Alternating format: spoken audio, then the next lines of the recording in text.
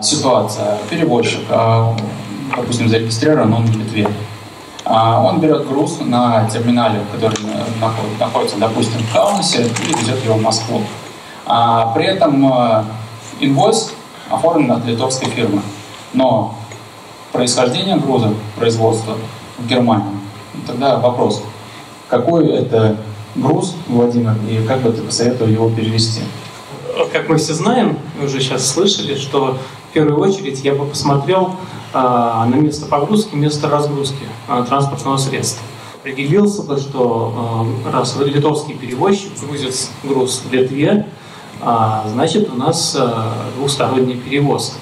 Дальше я посмотрел бы такой документ, как инвойс. Если я в инвойсе увидел, кто является владельцем, грузоотправителем товара, в инвойсе я вижу, что написано владелец груза литовская фирма. В данном случае перевожу обычный, обыкновенный груз, не груз третьего государства. Ввиду того, что это не груз третьего государства, мне необходимо использовать двухстороннее разрешение, и дополнительных документов, подтверждающих перевозку груза в Российскую Федерацию, мне никаких не требуется. Происхождение товара в данном случае не важно, потому что при определении груза третьего государства важно только, кто является грузоотправителем, владельцем. Поэтому то, что происхождение в Германии, это я упускаю и оставляю на откуп таможенным службам для определения происхождения товара. Если, допустим, мы грузимся в России, должны как бы выгружаться в Вильнюсе, допустим, в Литве, а груз идет в Италию. Допустим, я беру трехсторонний дозвон, проезжаю типа транспортников, здесь как бы выгружаюсь, а вот другая фирма, допустим, повезет в Литву вроде как бы по Евросоюзу, но груз-то из России в Италию, тут получается, что опять той фирме какой-то другой дозвон нужен. Так, давайте с вами разберемся. Если вы берете груз в России и везете его в Литву, почему вы берете трехсторонний дозвон? Так, и получателем будет третья страна. Так, а в этой ситуации, если вы предоставите документ, подтверждающий право на осуществление двухсторонней перевозки, вы можете по двухстороннему везти. Допустим, поручение сделайте правильно оформленное, и все, везите по двухстороннему разрешению. Ваш вопрос. Ну вот такой же самый случай, является ли договор с таможенным складом как бы определением того, что место выпуска товара Литвы, в Литве, и если это является, то какие договора нужно предоставить перевозчика со складом или грузополучателя, ну вот он торгует здесь по Литве этим товаром. Ну вот смотрите, давайте разберем вашу ситуацию немножко более подробно. Сам по себе договор перевозчика со складом, ну это такой, скажем так, это общий рамочный договор, да? Он не привязан к конкретной перевозке. И будучи на месте транспортника, я бы не принял данный документ как реальное доказательство. Ну хорошо, да, у вас есть договор, но где доказательство того, что данный конкретный груз будет выгружен на данном конкретном терминале? Ну нет такого доказательства, да, это договор, как бы, пожалуйста, он у вас может быть, но не факт, что вы этот груз реально здесь довезете. У вас здесь должны быть конкретные доказательства, да? Прежде всего, у вас должна быть ЦМР. То есть ЦМР должно быть четко место выгрузки указано. Это первый момент. Второй, я бы порекомендовал заявку на перевозку правильно оформленную, ее приложить. То, что вы, транспортная компания, вы приняли заказ на доставку именно до Литвы. Вы не повезете этот товар дальше. Вот. В идеальном варианте, если, допустим, вы как-то связаны с экспедицией, и если этот товар предполагается к перемещению уже в третью страну из Литвы, то есть в Литве он проходит транспортную обработку, если вам дадут заявку на перевозку дальше на другую компанию, это как бы тоже хороший документ.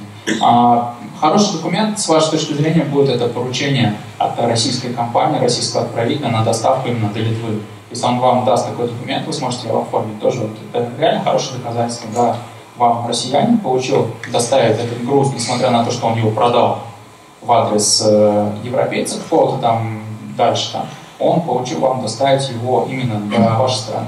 Еще один вариант, что могу порекомендовать, это инвойс. Если в инвойсе, то есть маленько посмотреть инвойс. В инвойсе может быть написан грузополучатель. Если в инвойсе покупателем, допустим, является немецкая компания, но грузополучателем указан терминал, то же самое, то вы можете как бы считать, что проблем у вас не будет.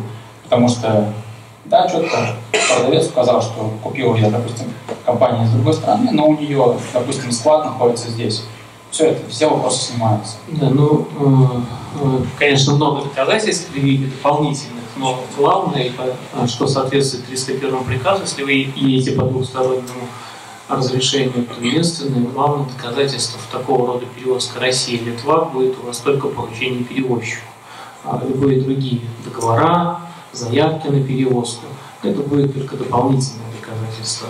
А если у вас не будет поручения, тогда вы не сможете перевозить груз третьего государства груз третьего государства в Литву. Вообще, в принципе, это единственный документ, который возможен на этом маршруте перевозки, в этом рейсе, подтверждающий возможность перевозки. Все остальные – это все только совокупность документов, которые еще раз подтверждают вашу правоту, то, что вы именно до Литвы везете. Поэтому то, что сказал мой коллега, что договор со складом, заявка на перевозку, это хорошо, но этого недостаточно. Поручение вообще, в принципе, достаточно всего лишь одного поручения. Если поручение у вас достаточно оформлено правильно, без нарушений, содержит 4 пункта необходимых для указания в нем, и оно живыми печатями и подписью подписано, то все. Вы едете спокойно и уверенно по этому маршруту.